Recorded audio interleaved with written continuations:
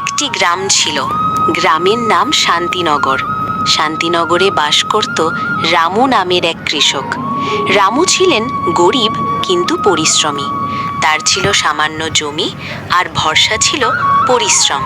প্রতিদিন ভোরে সূর্য ওঠার আগেই সে মাঠে যায়, ঘাম ঝরিয়ে কাজ করে। সংসারে অভাব ছিল কিন্তু মন ভাঙেনি তার। হঠাৎ এক বছর ভয়াবহ খরায় তার সব ফসল নষ্ট হয়ে গেল। ঘরের চাল ছিল না, ঋণের বোঝা পাহাড়ের মতো জমে উঠল।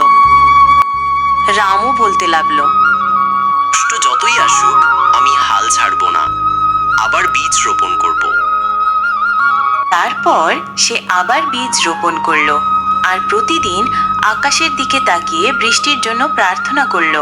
রামু বলতে লাগলো, হে আল্লাহ, তুমি বৃষ্টি দাও, না হলে যে আমার ফসল নষ্ট হয়ে যাবে, তখন আমি না খেতে পেয়ে মারা যাব। অবশেষে আল্লাহ তাআলা তার ডাকে সাড়া দিল। আকাশে মেঘ জমলো, নেমে এলো ঝরঝরা বৃষ্টি।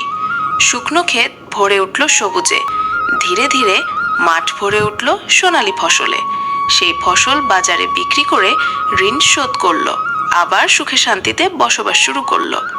এভাবেই সোনার ফসল গল্পটি শেষ হলো। বন্ধুরা, তোমরা এই গল্প থেকে কি শিখতে পারলে? ধৈর্য এবং পরিশ্রমই হচ্ছে একদিন আমাদের সাফল্য এনে দিবে।